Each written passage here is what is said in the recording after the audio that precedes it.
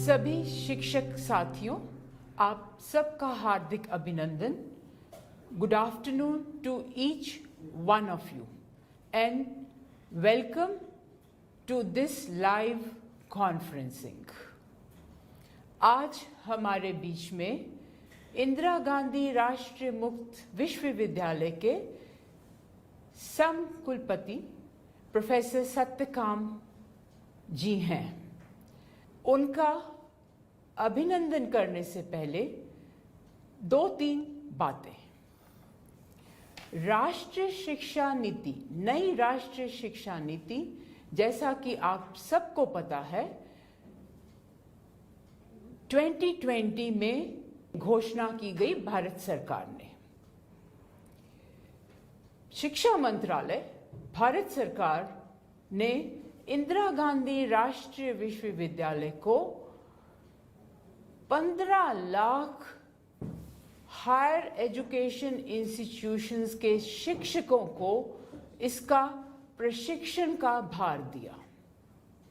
आप सबने तो पढ़ लिया होगा राष्ट्रीय शिक्षा नीति, पर ये ऑनलाइन प्रशिक्षण जो शिक्षा मंत्रालय ने कहा, ये 36 घंटे का कार्यक्रम है। आप सबने स्वयं पे एनरोल किया। हमारा पहला कार्यक्रम 9 सितंबर से शुरू हुआ और 17 सितंबर तक रहा। पहला बैच, जिसमें 6400 शिक्षकों ने भाग लिया। अब ये सेकंड बैच है, जिसमें आप सब उपस्थित हैं, जो आज से शुरू हुआ है और ये चलेगा 30 सितंबर तक। जैसा कि आप सब ने स्वयं प्लेटफॉर्म पोर्टल पे जाके देखा होगा, इसमें वीडियोस हैं, इसमें टेक्सचुअल मॉड्यूल्स हैं जो हम आशा करते हैं कि आप सब ने पढ़ लिए होंगे। इसमें डिस्कशन फोरम है और 6 लाइव कॉन्फ्रेंसिंग सेशंस हैं जो आज से शुरू हुए हैं। तो आज का पहला जो सेशन है लाइव टेली कॉन्फ्रेंसिंग, जो आप सब स्वयं प्रभा पे देख रहे हैं, उसका पहला आज सेशन है। मैं अपने सम कुलपति प्रोफेसर सत्यकाम का फिर से एक बार अभिनंदन करती हूं।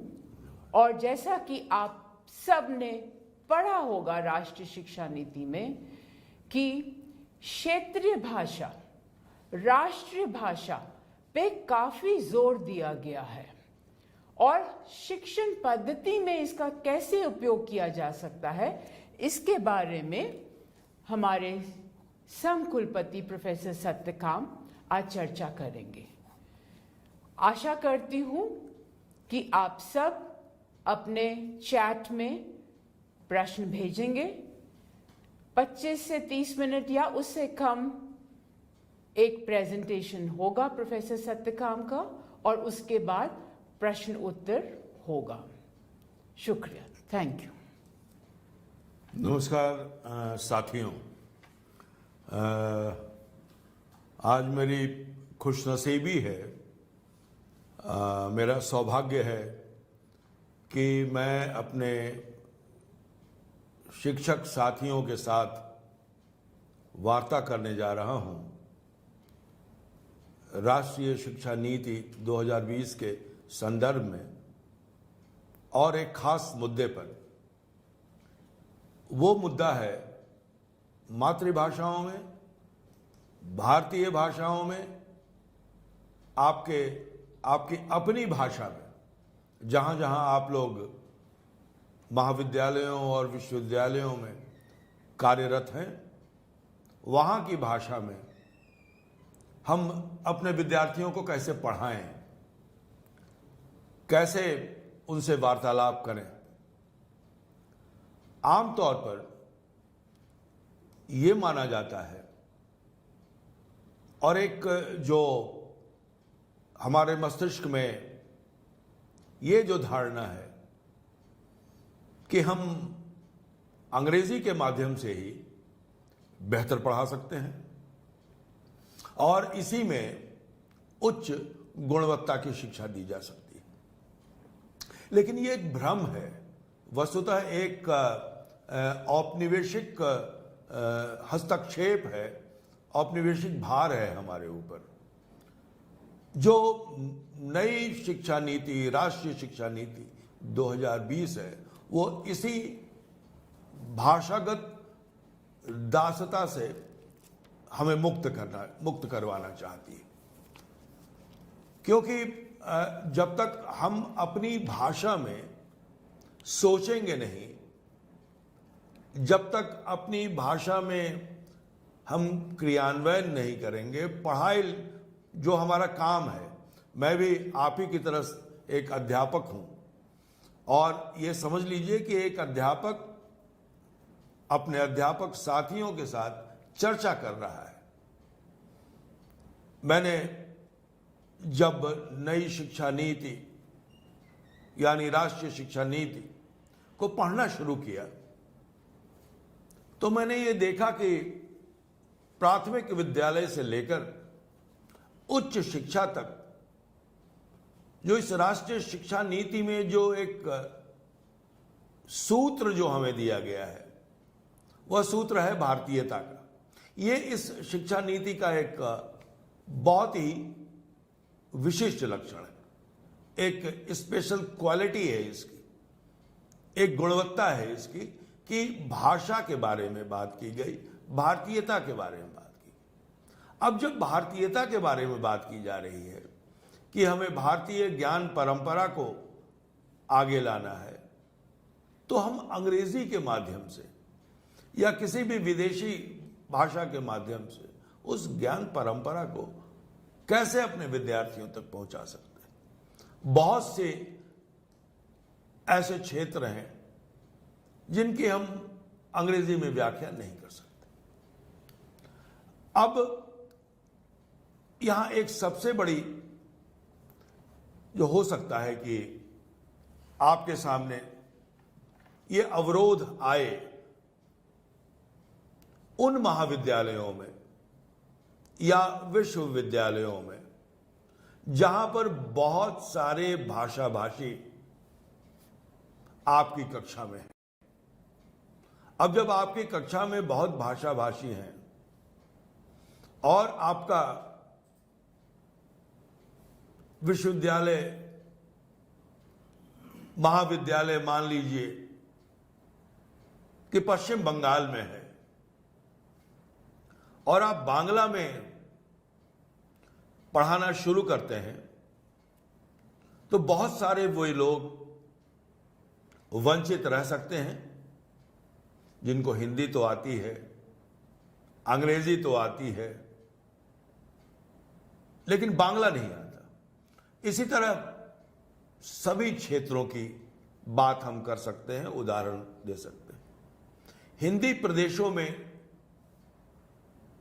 जैसे मध्य प्रदेश है, बिहार है, उत्तर प्रदेश है, उसमें हम पंजाब और हिमाचल को भी शामिल कर सकते हैं।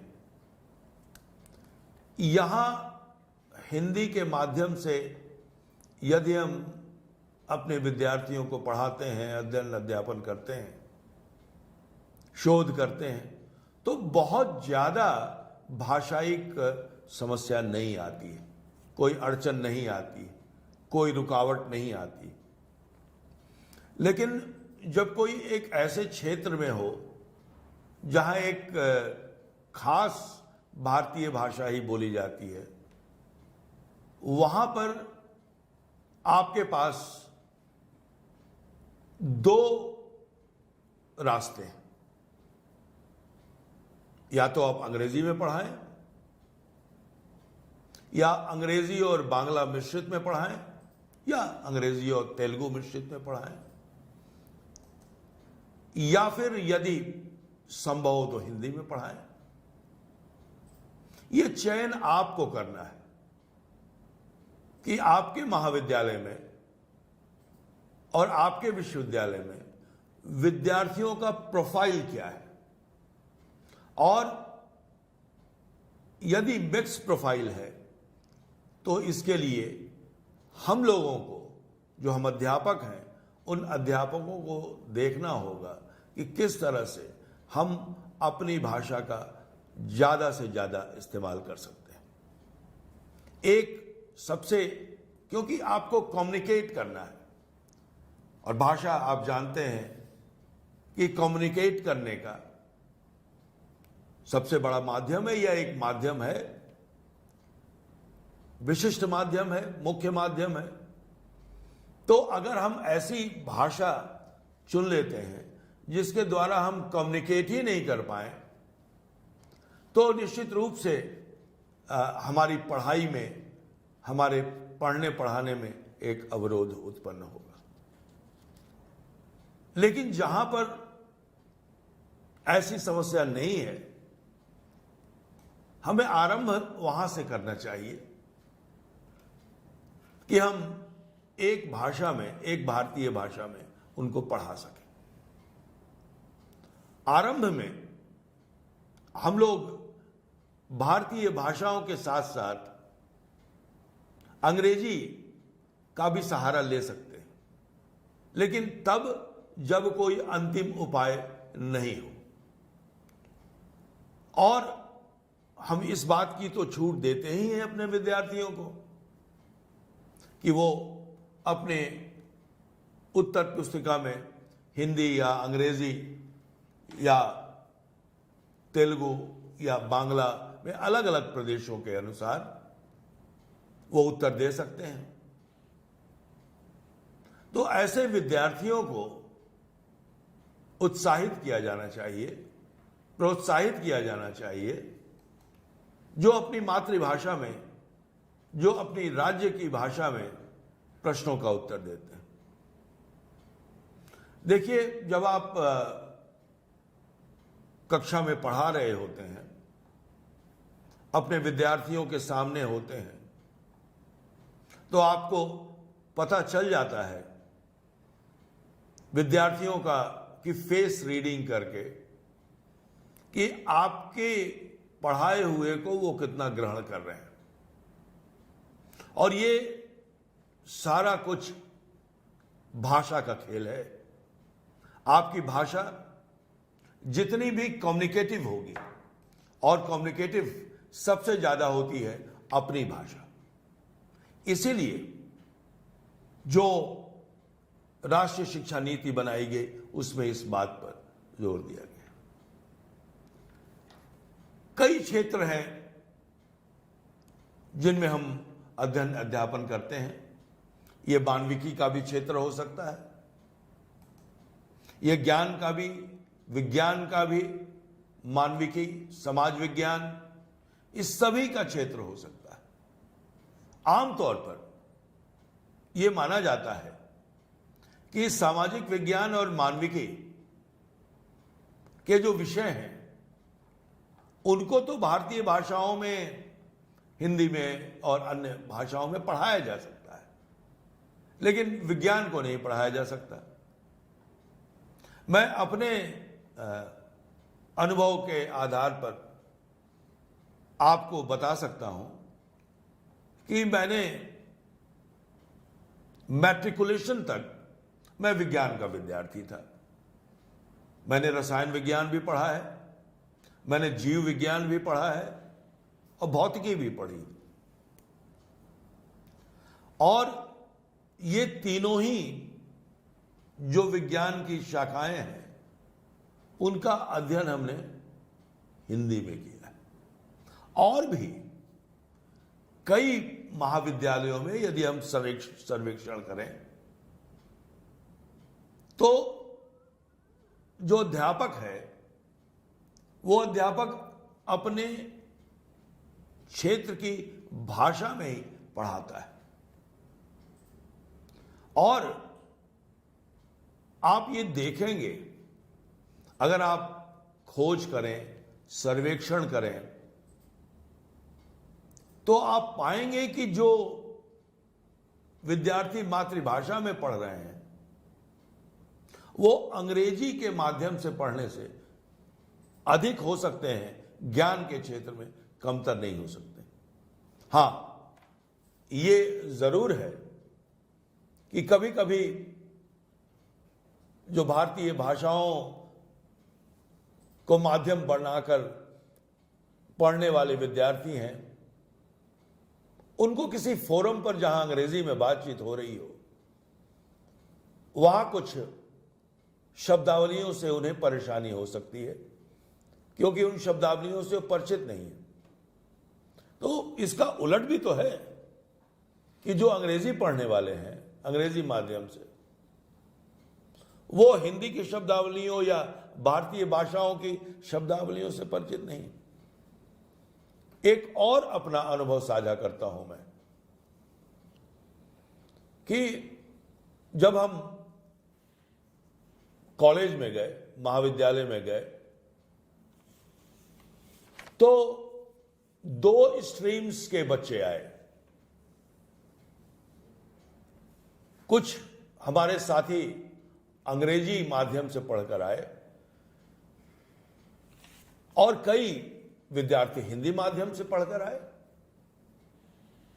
दोनों के बीच संयोग हुआ, वार्तालाप हुआ, बातचीत हुई और यह देखा गया कि अपनी भाषा में जिन विद्यार्थियों ने स्कूल तक शिक्षा प्राप्त की थी, उनका फाउंडेशन बहुत मजबूत था। अंग्रेजी उतनी मजबूत नहीं थी, लेकिन अपने विषय का ज्ञान बहुत मजबूत था।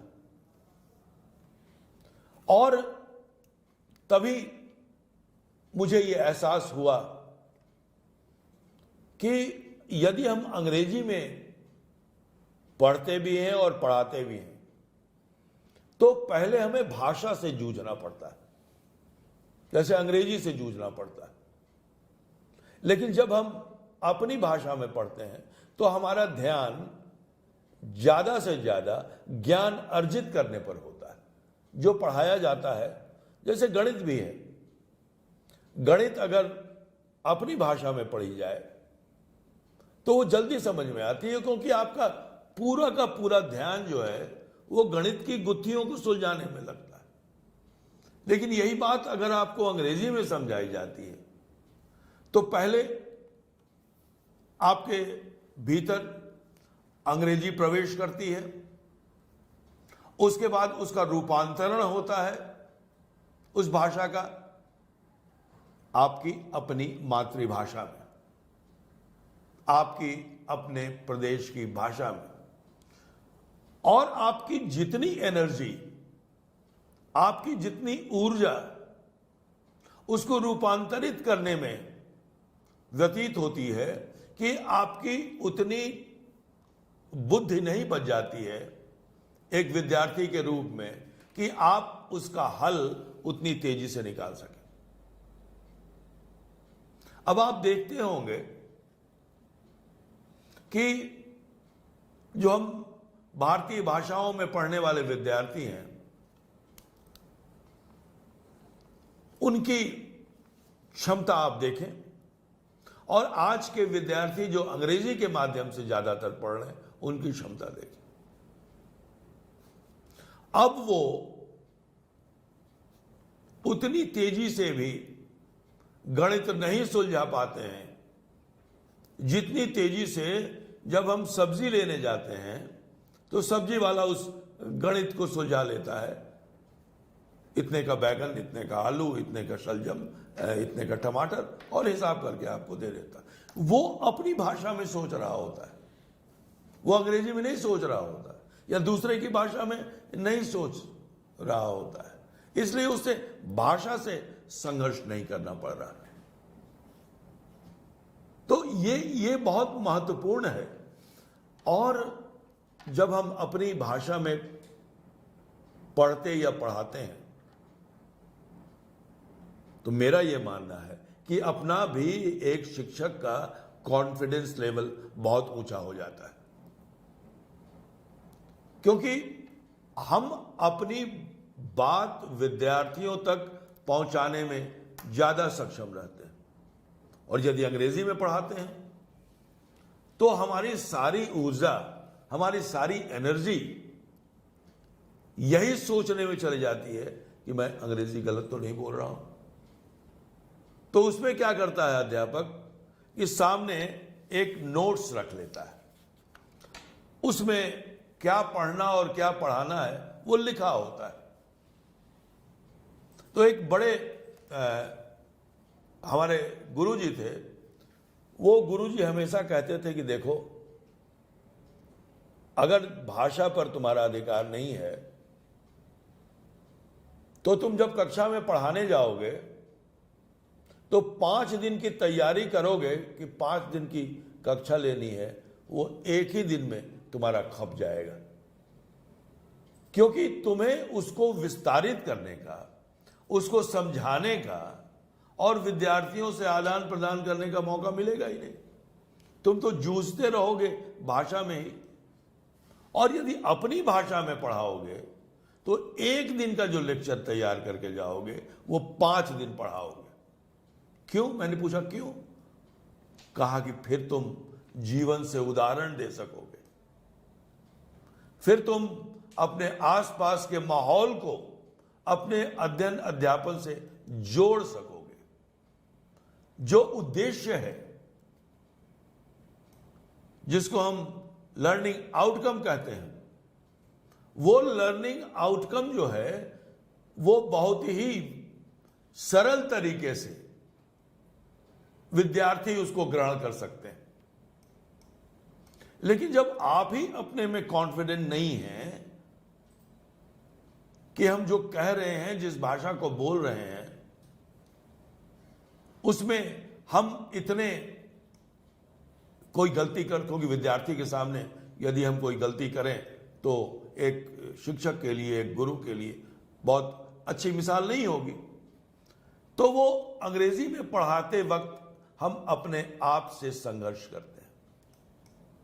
मैंने अपने कई अध्यापकों को देखा है, अपने अध्यापक साथियों को मैंने देखा है, अलग अलग मातृभाषा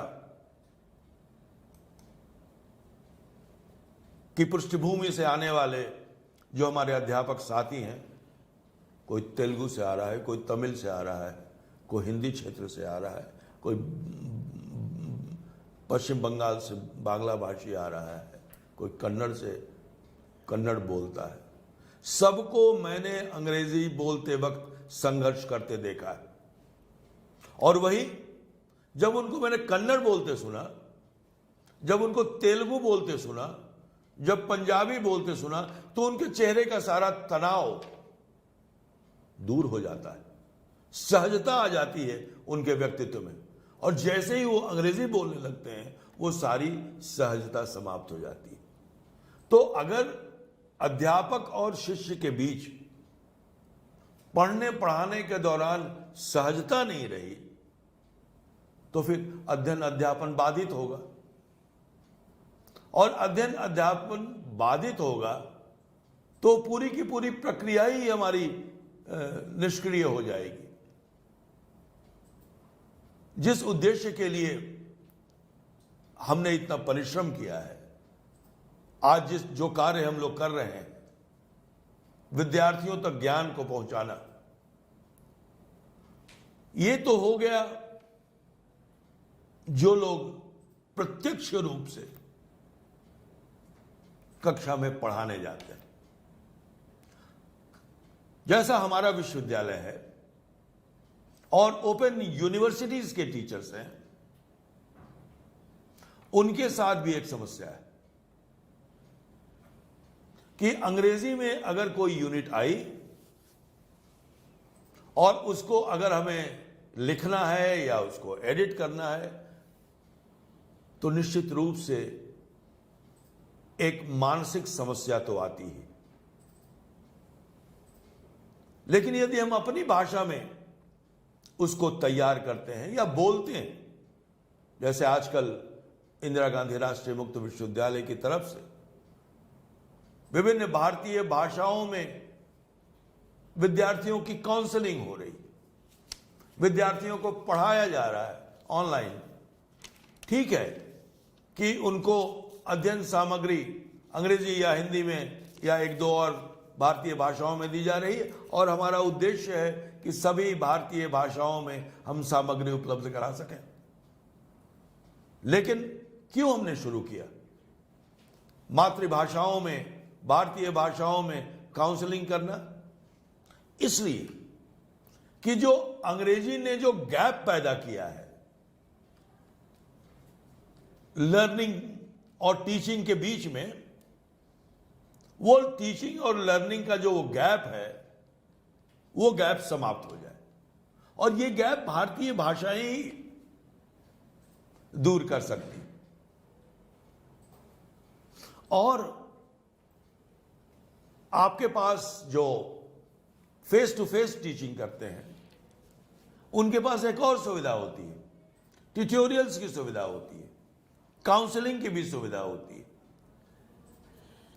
जहां आप छोटे समूह में विद्यार्थियों के साथ बातचीत करते हैं, उनकी प्रश्नों को समझते हैं, क्योंकि एक कक्षा में 40 से 50 से 60 विद्यार्थी होते हैं, सबसे अलग अलग बात करना आवश्यक नहीं होता है, नहीं हो सकता है, संभव भी नहीं हो सकता है। तो जो छोटे छोटे ग्रुप में हैं, उन छोटे छोटे ग्रुप्स में भी आप सामान्य भाषा में बात कर सकते हैं। यही उद्देश्य है राष्ट्रीय शिक्षा नीति का, कि अपनी भाषा में यदि हम विद्यार्थियों के सामने जाते हैं, विद्यार्थियों से रूबरू होते हैं, और यह कोई मेरा कहा हुआ नहीं है, यह भाषा वैज्ञानिक जो लिंग्विस्ट हैं उन्होंने बताया है कि अपनी भाषा में विद्यार्थी ज्यादा सक्षम होता है। एक मैं और उदाहरण देना चाहूंगा आपको। आप सोचिए और देखिए, या घर जाके सोचिएगा भी आप, कि कितने देश हैं जिन्होंने दूसरे देश की भाषा में पढ़कर या अनुसंधान करके कोई नया आविष्कार किया है।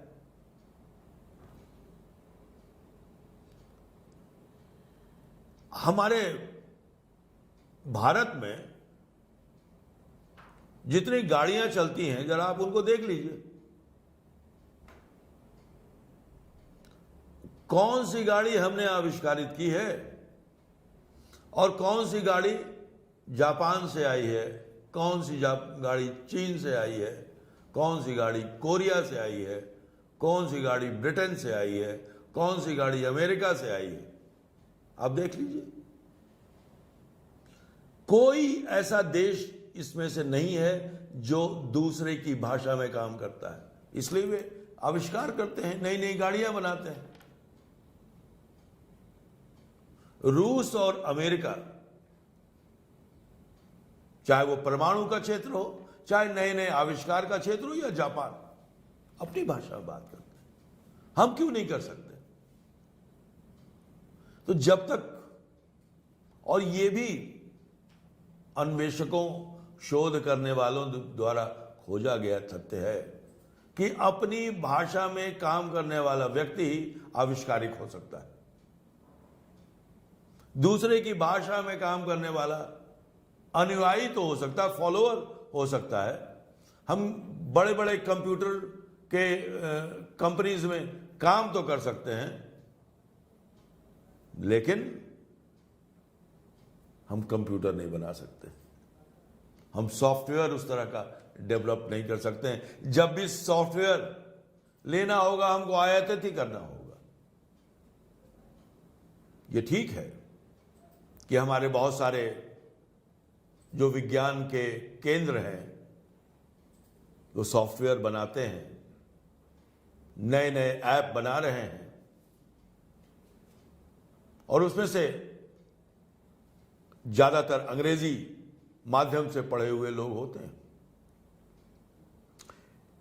लेकिन आप तुलना करके देख लीजिए कि क्या हमने कोई ऐसा मूलभूत परिवर्तन सॉफ्टवेयर में किया है जिसने कंप्यूटर की दुनिया बदल दी हो, या पूरी दुनिया बदल दी हो जिसने। क्योंकि हम तो अंग्रेजी में काम करने के आदी हैं, तो अंग्रेजी में काम करने के आदी होंगे तो बड़ी बड़ी कंपनियों में बड़े बड़े तनख्वाह लेकर हम काम तो कर सकते हैं, लेकिन हम न्यूटन नहीं बन सकते। इसलिए जरूरत इस बात की है कि हम लोग इस बात पर ध्यान दें कि अपने विद्यार्थियों को ज्ञान और विज्ञान की बात बताएं और अपना जो परिवेश है, अपनी जो भूमि है, उसकी हम बात करें। इस पर हम लंबी चर्चा कर सकते हैं। मैं सोचता हूं कि मैं अपनी बातचीत को यहीं पर मैं रोकता हूं। सर, धन्यवाद आपका। आपने बहुत ही सरल भाषा में हमको बताया कि नई शिक्षा नीति में क्षेत्रीय भाषा, मातृभाषा के साथ कैसे शिक्षण किया जा सकता है, उसके बारे में।